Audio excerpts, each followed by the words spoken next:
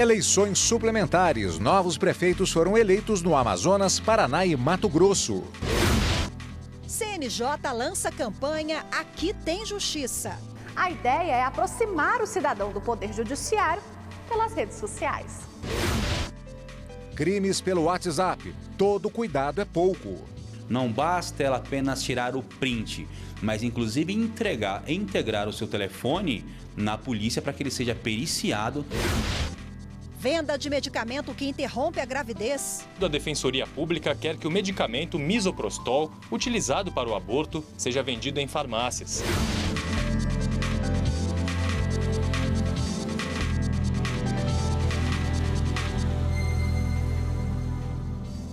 Olá, boa tarde. Boa tarde. O domingo foi de eleições suplementares em 4 municípios. Veja agora o nome dos prefeitos eleitos. No Mato Grosso, 2 municípios foram às urnas. Em Bom Jesus, do Araguaia, quase 3.000 eleitores votaram.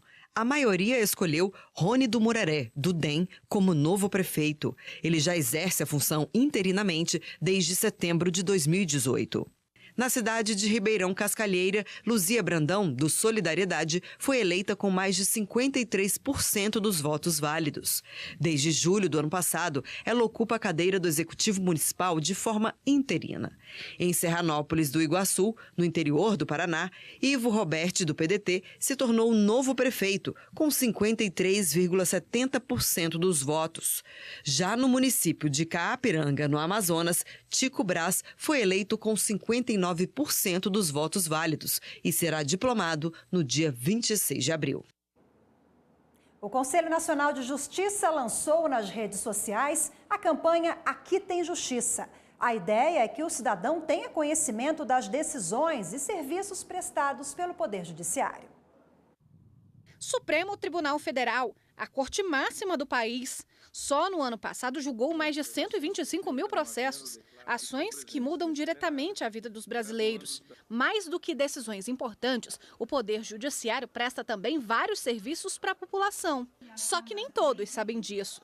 E para mudar esta realidade, o CNJ lançou nas redes sociais a campanha Aqui Tem Justiça. É uma campanha para mostrar ao cidadão, ao povo brasileiro, como o judiciário brasileiro trabalha. É o Poder Judiciário que mais trabalha no mundo, que mais decide, solucionando, pacificando as questões relativas ao dia a dia do cidadão, ao dia a dia da sociedade, das relações entre os poderes, da harmonia e da paz social. É só acessar a hashtag Aqui Tem Justiça. É muito simples. Assim, o cidadão pesquisa de forma rápida todas as postagens com iniciativas importantes do Poder Judiciário. Tudo num único lugar. A hashtag vale para todas as redes sociais, Facebook, Instagram, de todos os tribunais do país. Um clique na tela e muita informação importante para o cidadão. A iniciativa conta com o apoio de magistrados e entidades ligadas ao judiciário. Ela é importante para que o papel do judiciário numa democracia seja reconhecido e valorizado pela população. Não há uma democracia forte sem uma cidadania preservada e sem uma justiça presente. O Ministério Público do Pará instaurou inquérito para apurar os responsáveis pela queda de uma ponte no norte do estado, ocorrida nesse fim de semana. O governo do estado instalou um gabinete de crise e hoje completa 3 dias de buscas por possíveis vítimas. É que testemunhas disseram que 2 carros estavam na ponte na hora do acidente.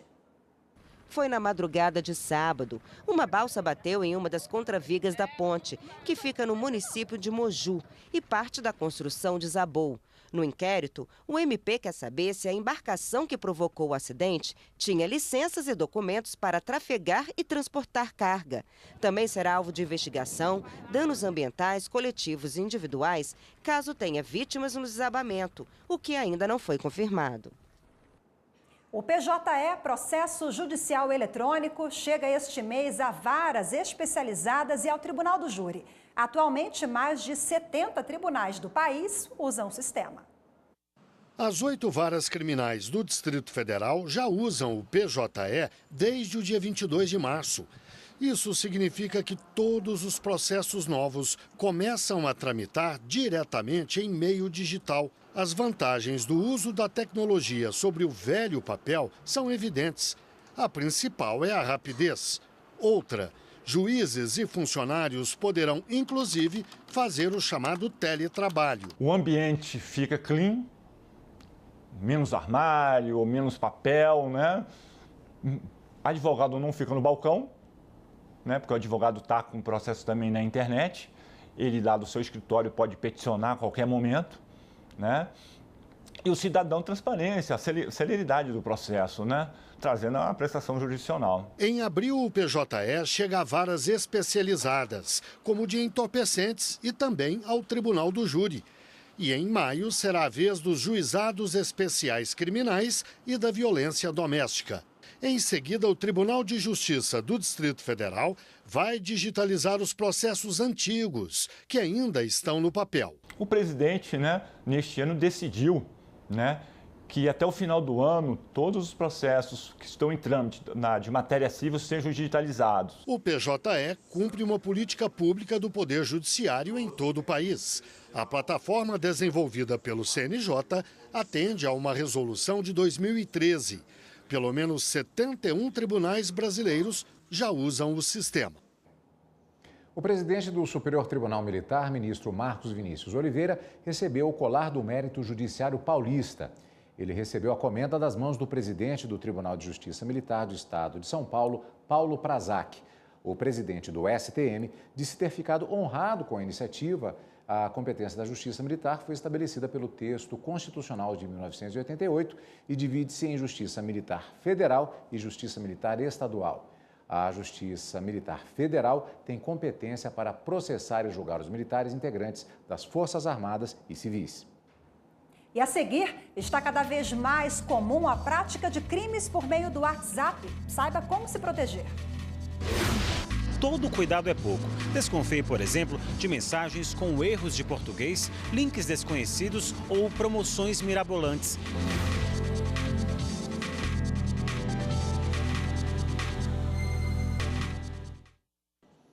Uma empresa de transporte rodoviário de Guarulhos, em São Paulo, foi condenada a pagar indenização por danos morais a um motorista de carreta. Ele era submetido à jornada exaustiva. Apesar de concluir que o motorista trabalhava 15 horas por dia, de segunda a sábado, o juízo de primeiro grau negou o pedido de indenização. Na reclamação trabalhista, o profissional afirmou que sofria com o desconforto de ter que dormir dentro do caminhão e com o período que passava longe da família. Em segundo grau, o Tribunal Regional do Trabalho da 15ª Região em Campinas, São Paulo, condenou a empresa de transporte ao pagamento de R$50 mil a título de reparação. A transportadora recorreu ao Tribunal Superior do Trabalho pedindo a redução do valor para R$5 mil, alegando o critério da proporcionalidade. No entanto, a relatora do recurso na segunda turma, ministra Maria Helena Malman, não aceitou o argumento.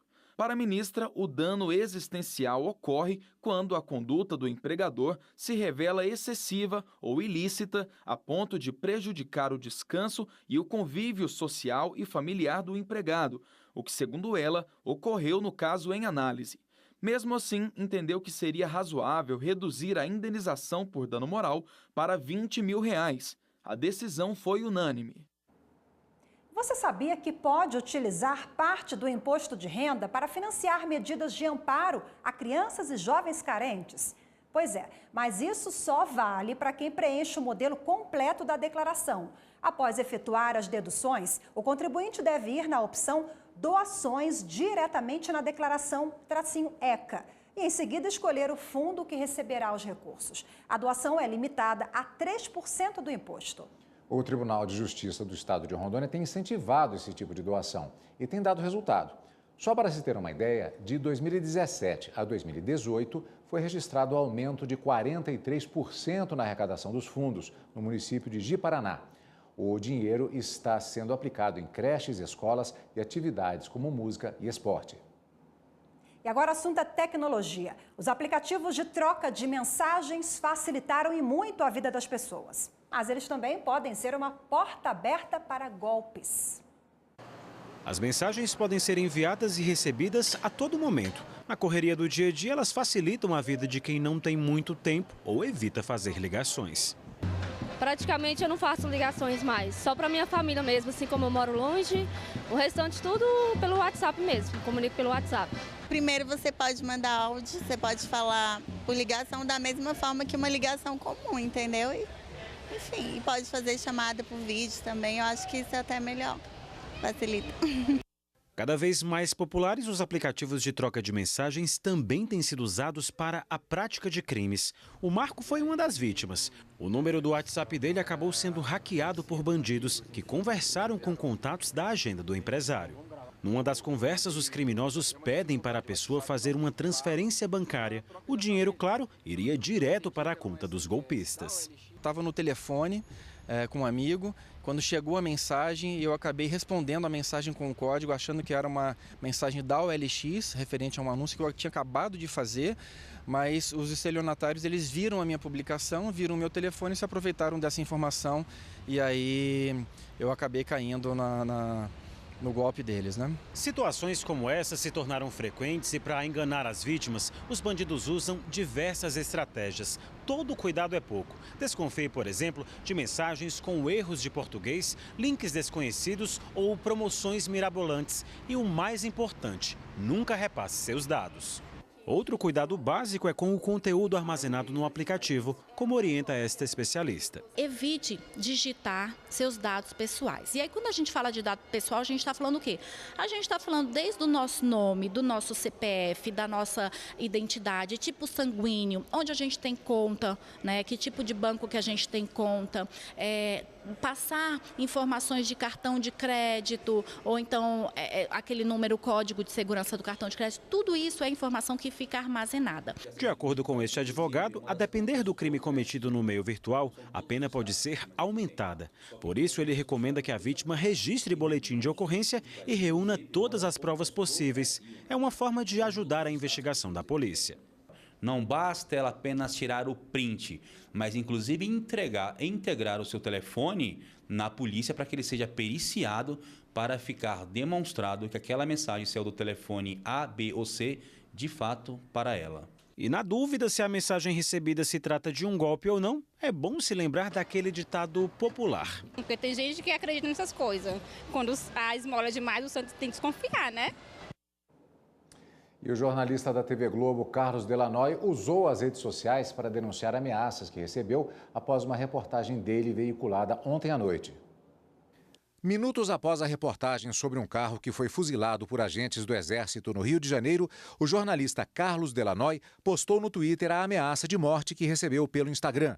No texto, o internauta escreveu: "Defender bandido é escolha sua. Se for errado, paga com a vida. Sua família vai pagar." Em resposta, o jornalista disse: "O que você fez não é apenas uma afirmação vergonhosa, mas um crime previsto em lei."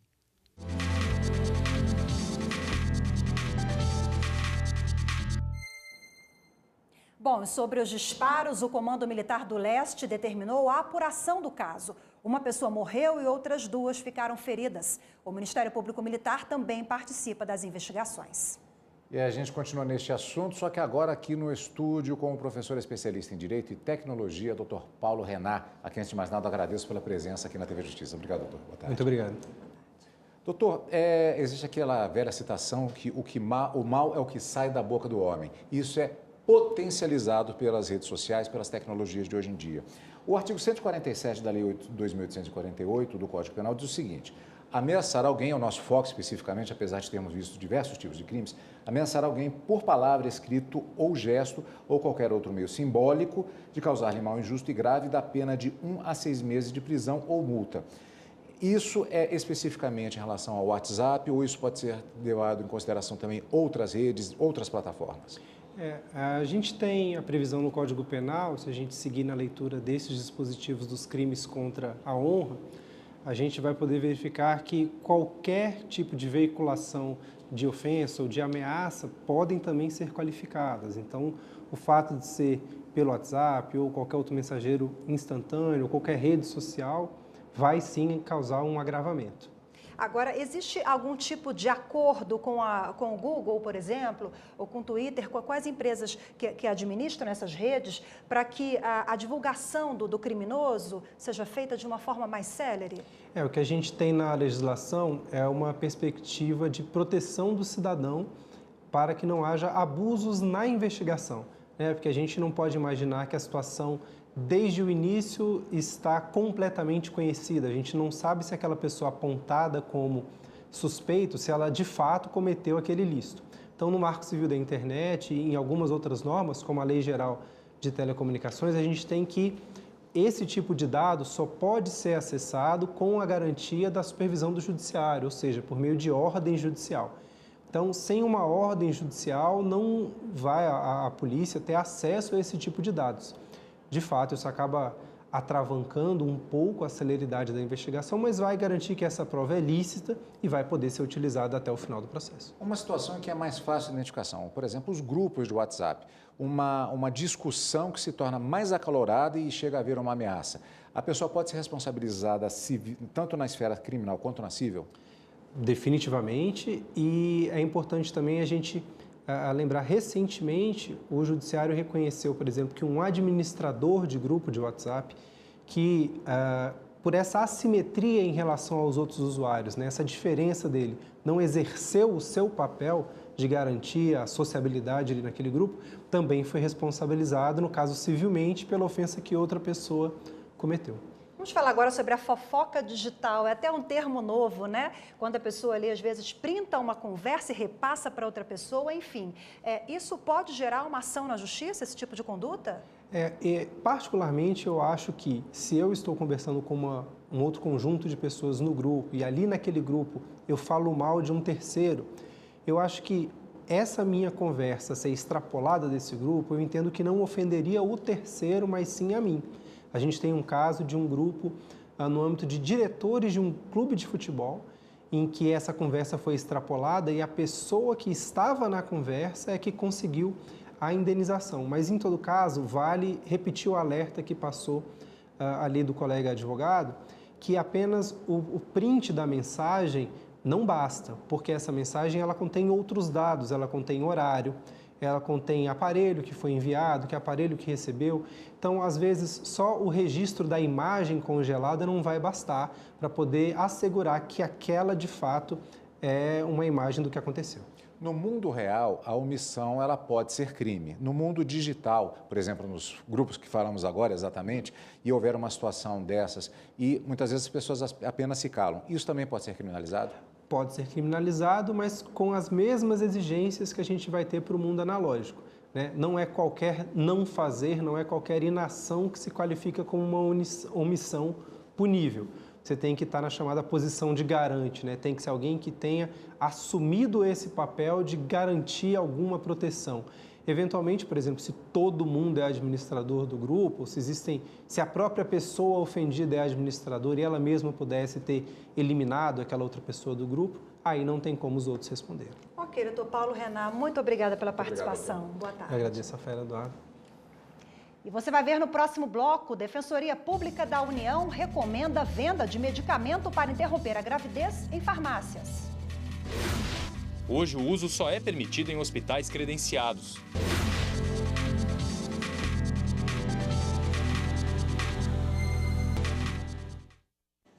A Defensoria Pública da União fez uma recomendação à Agência Nacional de Vigilância Sanitária sobre a comercialização de remédio utilizado para interromper a gravidez.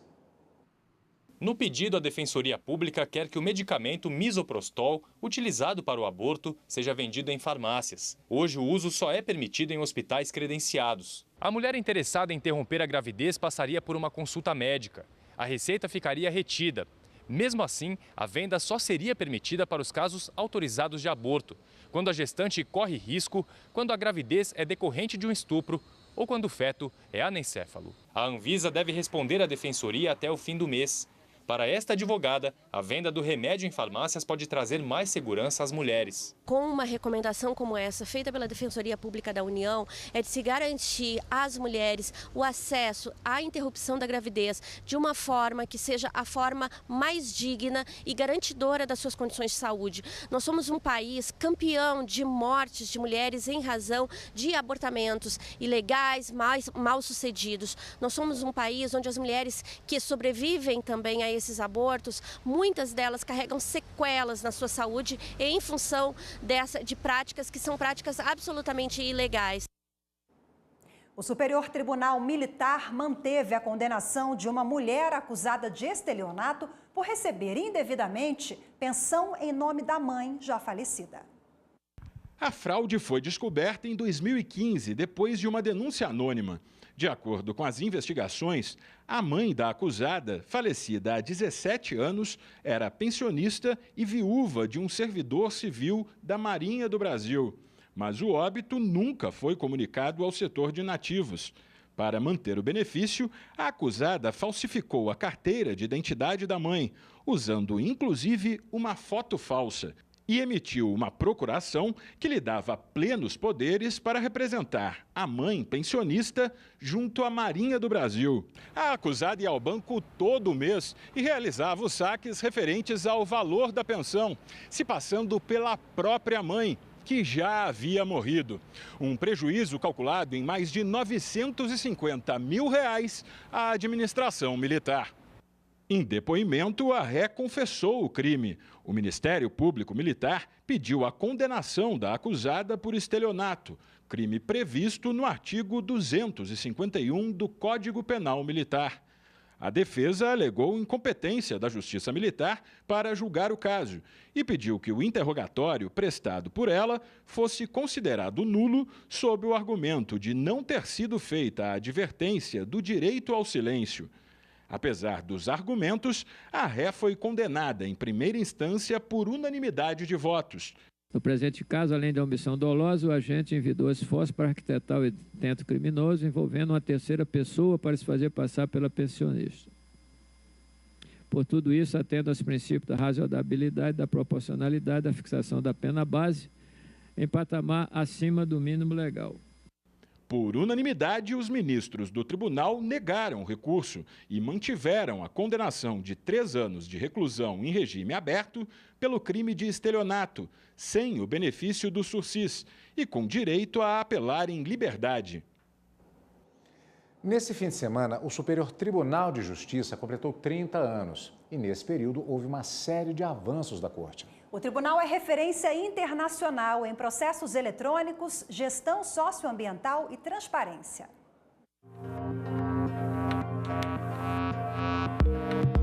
O Superior Tribunal de Justiça trouxe uma nova perspectiva para o judiciário, com direitos assegurados por meio de normas efetivas. Uma justiça cada vez mais acessível e mais perto do cidadão. Essa democratização no acesso teve reflexo direto no volume de processos no judiciário. No primeiro ano de atividades, o STJ julgou 3.711 processos. 10 anos depois, esse número cresceu mais de 3.000%. Em 1999, foram 128 mil julgados. Em 2018, o STJ julgou um processo por minuto, chegando a 500 mil de ações julgadas. E haja trabalho, mas o tribunal tem utilizado mecanismos de gestão processual para garantir celeridade e segurança jurídica no julgamento dos processos. Um deles é o rito dos recursos repetitivos. Já foi um avanço de contenção. Aquilo que o tribunal já definiu, já decidiu de modo inconteste, que simulou ou julgou mediante recurso repetitivo, passou a ser uma orientação de comportamento à sociedade. Por isso, não cabe a gente ficar revisando ou rejulgando mais esses processos aqui. Então, já foi um avanço. Mas nós precisamos mais. Um tribunal superior não tem o papel de rejulgar as causas dos tribunais de justiça, dos tribunais regionais federais, ou seja, dos tribunais de apelação. Um tribunal cidadão e moderno. O STJ foi pioneiro na implantação do processo eletrônico. A ação para transformar montanhas de papel em processos eletrônicos foi lançada em 2008. Naquele ano, foram digitalizados 4.700 processos. Hoje já são mais de 1 milhão de processos na versão digital. A evolução tecnológica, ela vem mudando todos os padrões, todos os conceitos, todas as profissões. E o direito não poderia ficar de fora dessas mudanças. Impactou a carreira da advocacia, do Ministério Público e está impactando também a carreira do juiz. Um dos grandes desafios do judiciário é reduzir o tempo de tramitação dos processos. Em 2009, o projeto STJ na Era Virtual realizou a integração eletrônica de todos os tribunais do país. Hoje, o Superior Tribunal de Justiça está sintonizado com novos tempos e totalmente conectado. Na Central de Processos Eletrônicos do STJ, advogados, partes, procuradores, Defensoria Pública, Ministério Público e tribunais têm acesso a vários serviços de consulta e acompanhamento processual.